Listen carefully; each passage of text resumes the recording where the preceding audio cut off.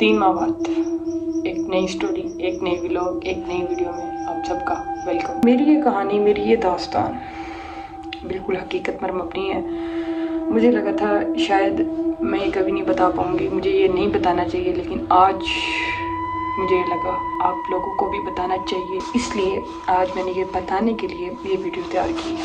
आज जो मैं बताने जा रही हूँ वो बिल्कुल एक हकीकत पर मबनी है।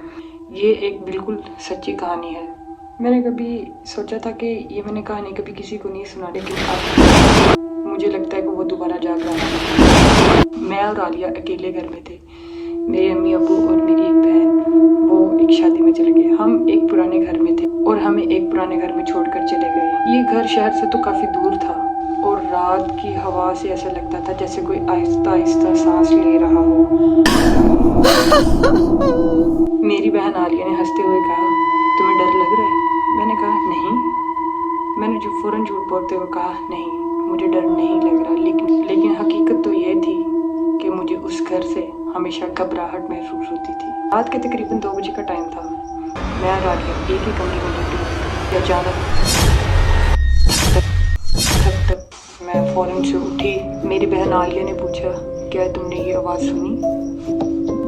वो आवाज़ एक दीवार के पीछे से आ रही थी।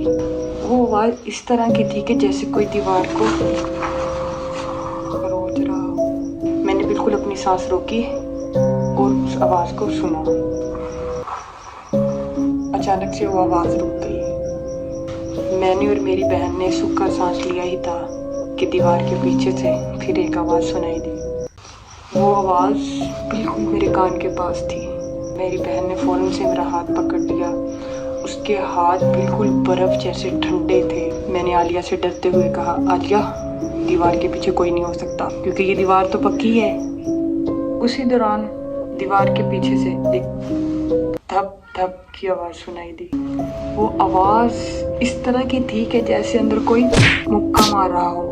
जब मैंने देखा ना उसका चेहरा बिल्कुल ना दीवार जैसा था। अचानक से वो ना आहिस्ता आवाज़ में बोला, फैसला करो तुम। मुझे कहने लगा, फैसला करो? भाई किस चीज़ का फैसला? वो कह रहा था कि दोनों में से कोई एक जाएगा। आलिया ने ना अपनी फ़ौरन से ना आंखें बंद कर ली।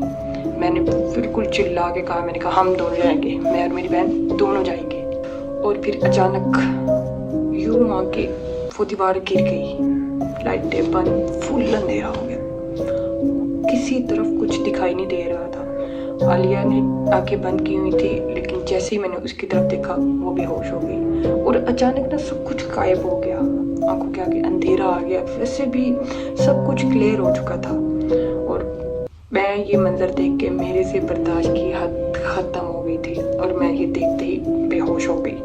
हम दोनों फर्श पर गिर गए। और फिर हुआ ये कि अम्मी अब्बू आ गए। हमने उनसे कहा कि हम तो पूरी रात सोए रहे हैं, लेकिन उस दीवार पे नाखूनों के कुछ निशान थे। रात वो दीवार गिर गई, सुबह इस दीवार पे वो नाखूनों के निशान थे। जब उन्होंने नाखूनों के निशान देखे ना, तो मैंने फ़ौरन से कह दिया, ये मैं और आलिया लड़े थे, ये इस चीज़ के निशान है। ऐसे ही मैंने कोई न कहानी बना के सुना दी उनको। ऐसे ही वक्त गुजर गया, फिर से रात आ गई।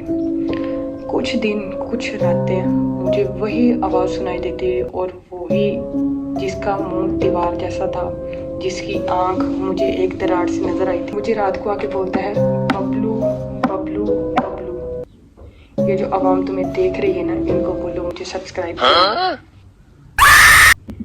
उम्मीद है तुम लोगों को ये स्टोरी बहुत अच्छी लगी होगी। यार अगर आपको ये स्टोरी बहुत ज़्यादा अच्छी लगी है, जैसी भी लगी है, इसको एक लाइक दे दें और कमेंट कर दें कि इसमें क्या क्या कमी है, क्या क्या और इम्प्रूवमेंट आनी चाहिए। और 3 माह जो मेरे गायब रहे हैं वो इनकी रीज़न यही है कि भाई मेरी ट्रेनिंग स्टार्ट हो चुकी है, तो उसमें वहाँ बिल्कुल भी टाइम नहीं मिलता। लेकिन आई विल ट्राई कि मैं कोई ना कोई आपके लिए बात, कोई ना कोई कहानी ज़रूर लेके आऊँ।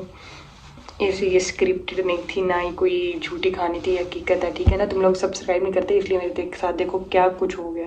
तो जी मिलते हैं एक नई स्टोरी के साथ फिर से। अल्लाह हाफिज़।